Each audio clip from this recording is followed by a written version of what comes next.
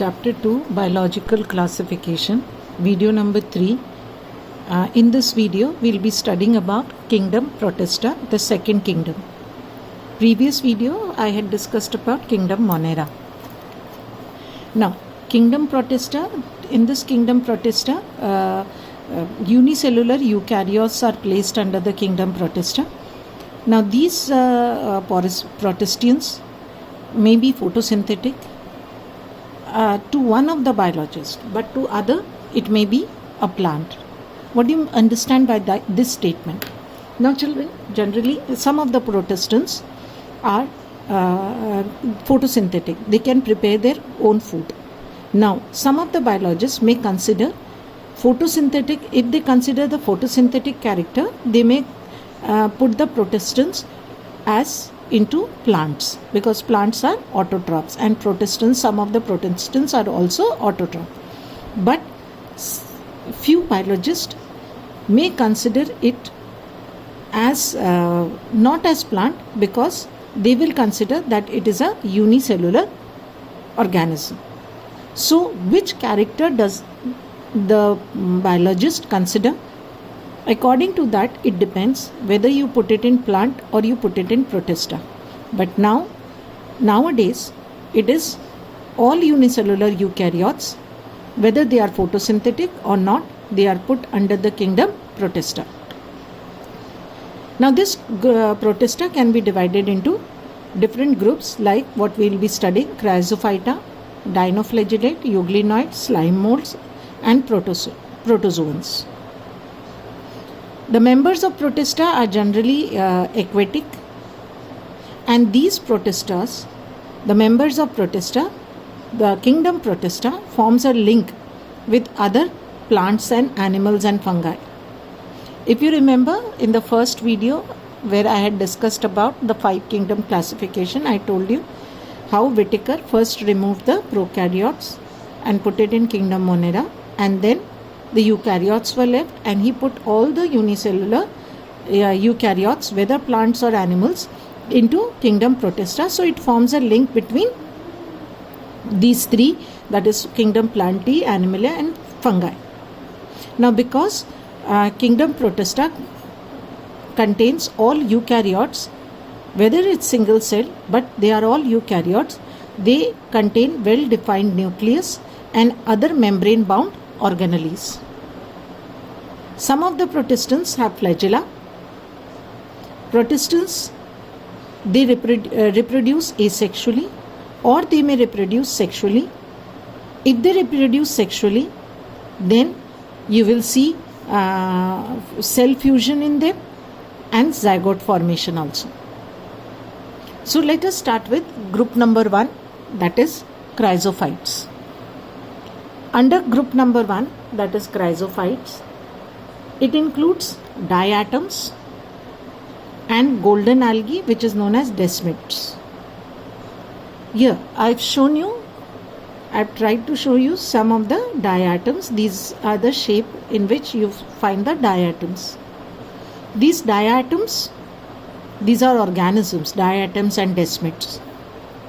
They are found in fresh water as well as in marine water. They are microscopic. They float passively in water currents. Now, because they are microscopic, we call it as phytoplanktons, planktons. Most of them are photosynthetic. The diatom cell wall forms 2 thin overlapping shells fit together as in a soap box. Like children, you have seen a soap box where the two overlapping parts fit into each other. Same way, here also the shells fit into each other. One peculiar characteristic of these diatoms are they are embedded with silica, SiO2. Thus, the walls of the diatoms are indestructible. They never get destroyed. The diatoms, what happens? These diatoms, they leave behind large amount of cell wall deposit, and these cell wall deposits gets accumulate for billions of years, and as I told you, they are indestructible, they do not get destroyed. That earth is known as diatomaceous earth. Now these cell walls of the diatom, they are gritty, and that's why they are used in polishing, filtration of oil and syrups. These diatoms are chief producers of the ocean. I want to tell you over here that these diatoms do not have any flagella, and as we have discussed over here that these diatoms are photosynthetic. They contain pigment, chlorophyll, and that chlorophyll is chlorophyll A, quite similar to chlorophyll of higher plants. Now let us discuss the second group, that is dinoflagellates. Now children, dinoflagellates, these organisms are mostly marine and photosynthetic.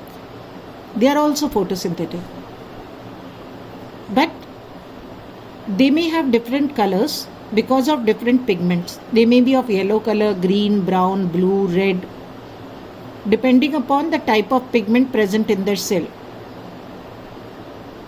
The cell wall is made up of cellulose, and the cell wall has got strong, stiff cellulose plates. If you can see over here, this is a dinoflagellate. It appears that the outer cell wall is very stiff, plate-like structure. Most of these dinoflagellates have two flagella. One is the transverse flagella and another is the longitudinal flagella. One lies, you can see transversely, it is lying from here, from the furrow, and one it is lying longitudinally. See, these are the two plates made up of cellulose, and this is the furrow of the plate, and from here the transverse flagella comes out, and this is the longitudinal flagella. The common example is goniolox, that is red dinoflagellate. Now this red dinoflagellate, goniolox, it undergoes rapid multiplication and such that the sea appears red.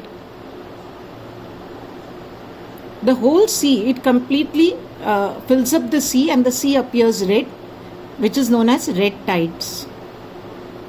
Students, this red dinoflagellate or goniolox, it produces a toxin named as saxitoxin. This toxin kills many animals such as fishes. I want to mention over here one thing. The marine shellfish, for example sea mussels, which is not a fish, it's a mollusk, but the name is shellfish. They consume dinoflagellates. Their common food is dinoflagellate, but these dinoflagellates, and commonly this red dinoflagellate, that is goniolox, but this goniolox is not harmful to these sea mussels. The poison does not kill the sea mussel, rather it gets accumulated in one of the organs of these shellfish. And when this shellfish is consumed by either by humans or by any fish, then it is harmful to the human or to the fish. In humans, if we consume this infected shellfish, the shellfish which has consumed dinoflagellates, it causes a disease known as PSP. Paralytic shellfish poisoning. Paralytic shellfish poisoning. It causes paralysis to human, which may be fatal to human.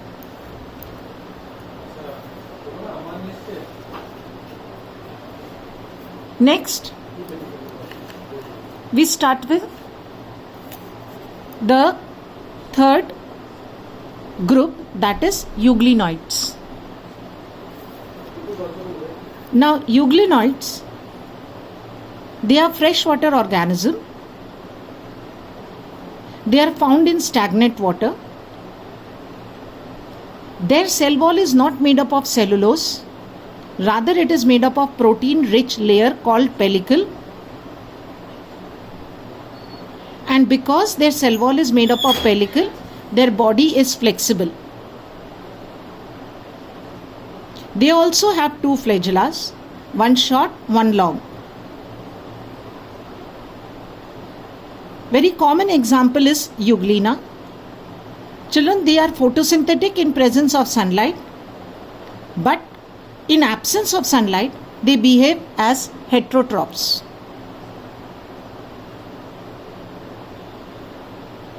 Now, whenever in presence of sunlight they are photosynthetic, then at that moment they produce their own food because they have pigment, chlorophyll. This chlorophyll is similar to the chlorophyll found in higher plants, that is chlorophyll A and chlorophyll B.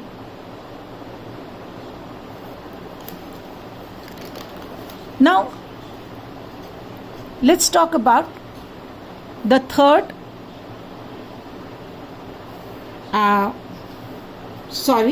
fourth group of Protista, that is slime molds. These slime molds are saprophytic protists.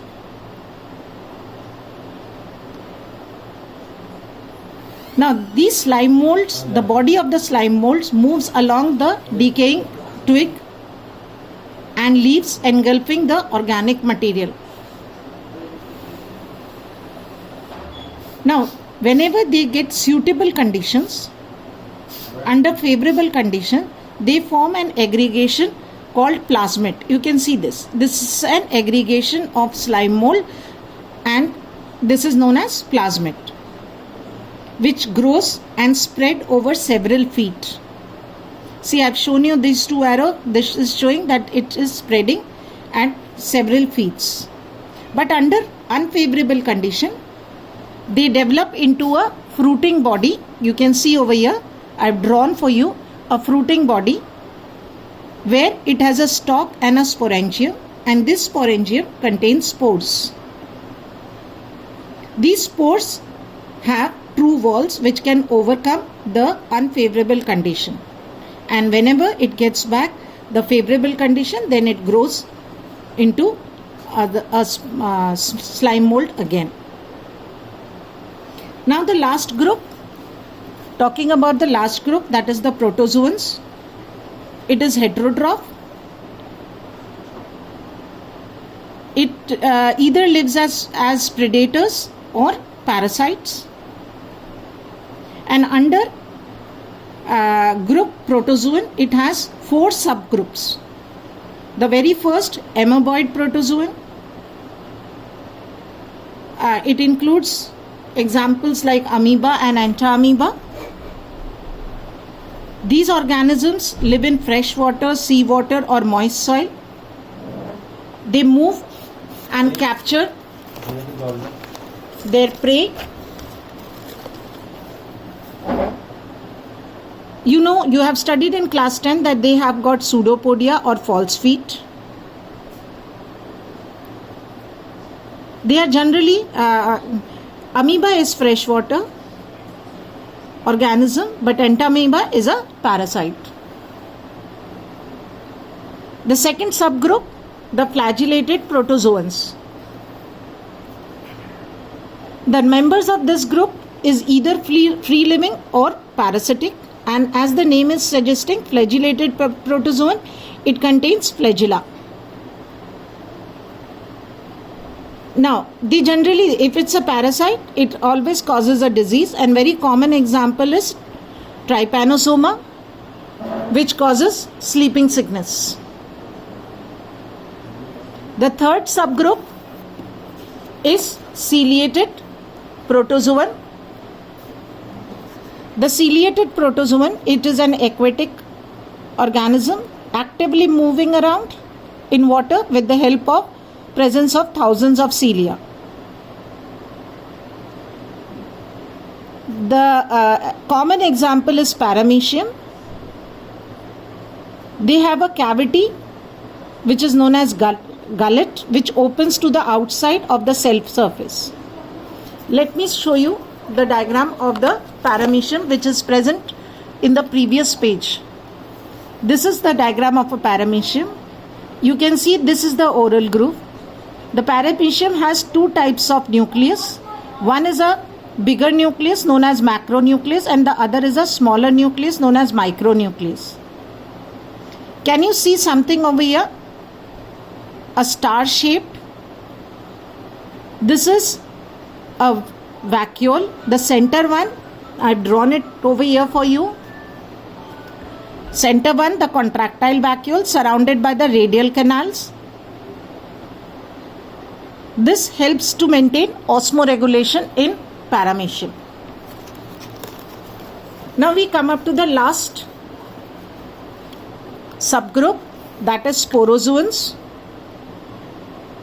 Sporozoans, under the subgroup sporozoan, it includes all protistans that is infectious, that has infectious spore-like stage in their life cycle. That's why the name sporozoan. That means that they are infecting the humans in the spore stage. Now, for example, Plasmodium, which causes malaria. Thank you.